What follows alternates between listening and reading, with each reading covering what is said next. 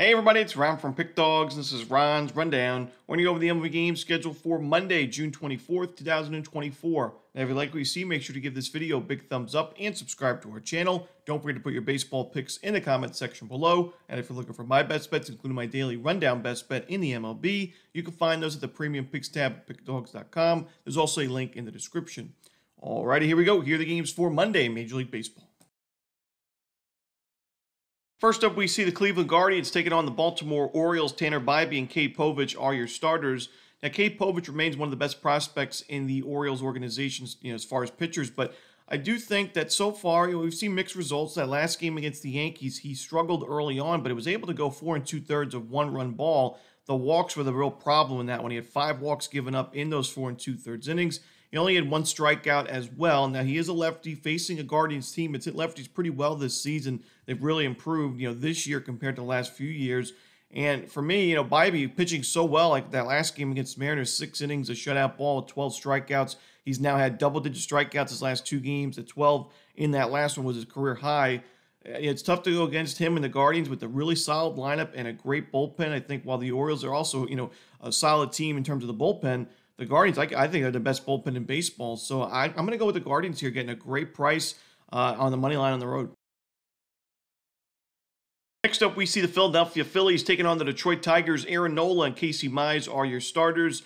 I mentioned, this season, Casey Mize, returning from the injury, just hasn't looked the same. He is 1-5 with that 4.43 ERA. Now, he's been better at Comerica Park, which makes sense since it's a pitcher-friendly ballpark. However, I still think Nola is the better option on the other side for Philadelphia, and I also trust this Phillies lineup a lot more than I do the Tigers. We know the Tigers have not had a great season. Really, they haven't had a few good years offensively recently. And against right-handed pitching in the last month, Philadelphia has been very solid. Detroit has not. They've been near the bottom of the league in OPS, isolated power, strikeout rate. So I got to go with the Philadelphia Phillies in this game on the run line. I also think the Phillies have the better bullpen, so give me Philadelphia. Next up, we see the Seattle Mariners taking on the Tampa Bay Rays. Brian Wu and Taj Bradley are your starters. Interesting game here.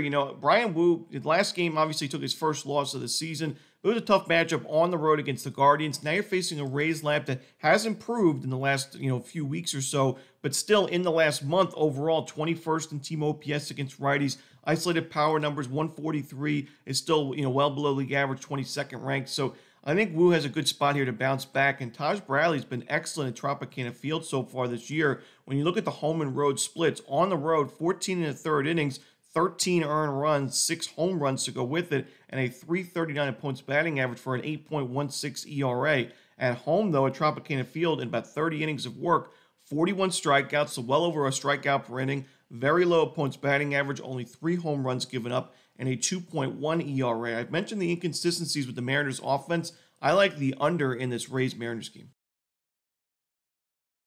Next up, we see the Pittsburgh Pirates taking on the Cincinnati Reds. Bailey Falter and Carson Spears are your starters. Now, these two teams met last week, and both of these starting pitchers pitched against the opposition in that series. And in both of their starts, their teams lost those games. Carson Spears struggled early on, gave up 4 runs in the first 2 innings, but then settled in really nicely and went 6 innings of 4-run ball. So just 1 run shy of a quality start. He had 5 strikeouts. I thought he was, the Reds really needed innings from him in that game, and he was able to settle down and and do that. He gave him 6 innings, and on the other side, Bailey Falter, 7 innings of 2-run ball, but that was enough for the Reds to win that game, 2-1, the final score. I think both pitchers pitch well, but, Falter, we've mentioned the regression concerns. Pitching at a very hitter-friendly ballpark like Great American against the Reds team has been solid against lefties in the last month. Top 15 in OPS and isolated power against lefties. High walk rate, low strikeout rate. I like this matchup a lot more for Cincinnati in this one. I'm going to go with the Reds on the money line. Next up, the Toronto Blue Jays taking on the Boston Red Sox. Chris Bassett and Tanner Houck are your starters. I think both pitchers pitch pretty well in this game. 2 solid options for both these teams, but I trust the Red Sox lineup a lot more. I trust their bullpen a lot more, and I just think Houck is the slightly better option to start this game. Obviously, a lot more Fenway Park experience, and while he's been better on the road, he's still been solid at Fenway this year with a 2.38 ERA. Chris Bassett's been known to be a little bit better at home than on the road. So far this year, it's actually opposite. He's got a 3.0 ERA away from Rogers Center. But still, I just trust the Red Sox more in this matchup. I'm going to go Boston on the money line. Next up, we see the Atlanta Braves taking on the St. Louis Cardinals. We're going to see Spencer Schwellenbach and Lance Lynn as your starters.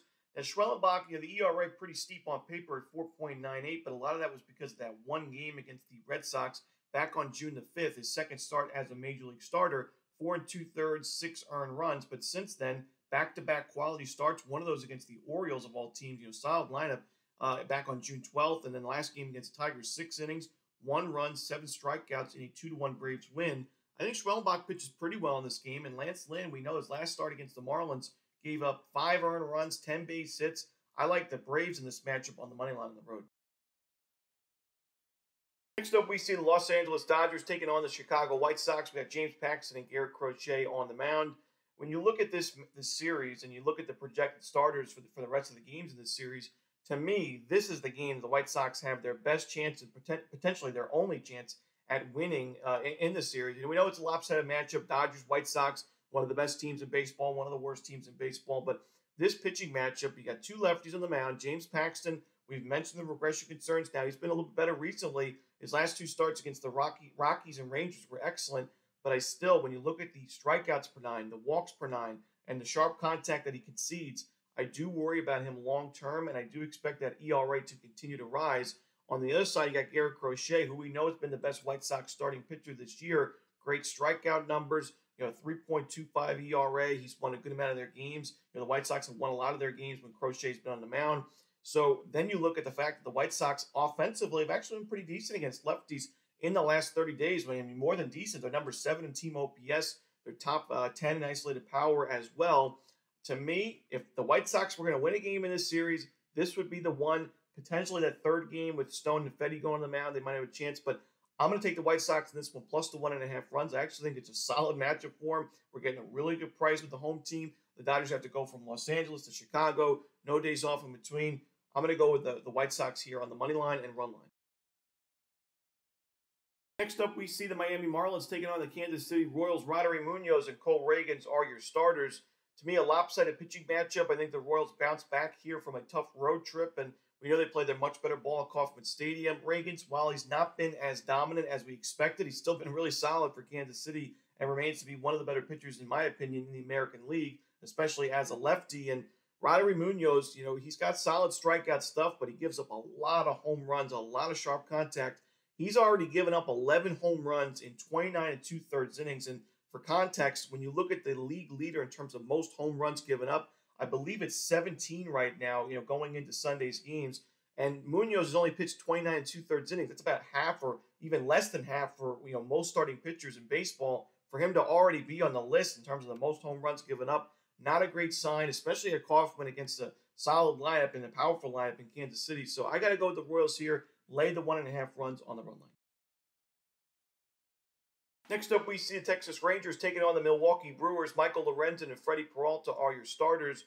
Both of these starting pitchers have been pretty inconsistent this year. Peralta, he's pitched well, but he still has that ERA above 4 because he's had a few starts like that game on June 14th where he's gotten shelled. He gave up 6 runs in that game, but he bounced back in a big way in that last start against the Angels. 6 innings, 8 strikeouts, shutout baseball, and a 2-0 win. The Brewers are still 3-1 in his last 4 starts. I think he pitches pretty well in this game.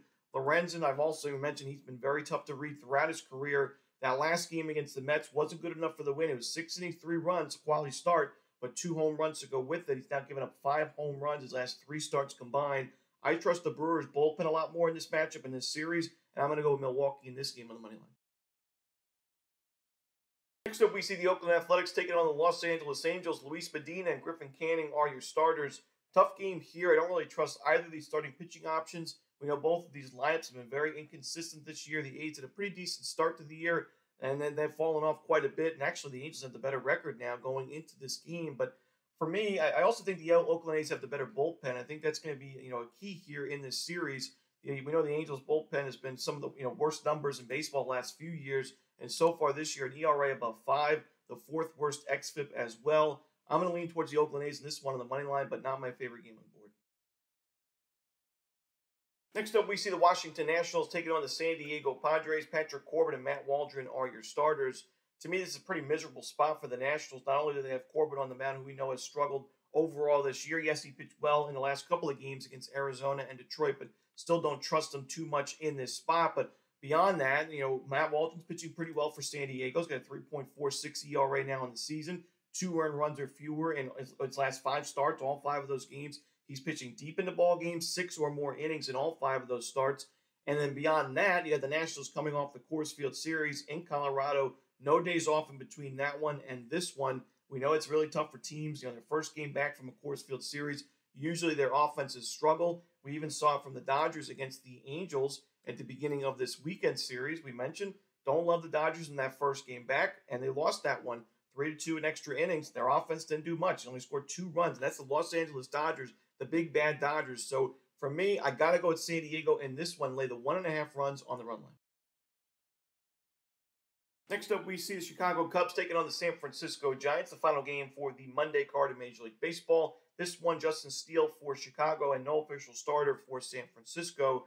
Justin Steele has pitched well recently. He had a rough start to the year. We know he's battled injuries, but now he's got that 3.16 ERA. He's in great form. However, he faces the same lineup twice in this matchup in the same week. He faced the Giants on June 18th. He faces them again here. Now, I know it's at Oracle Park, a very pitcher-friendly ballpark.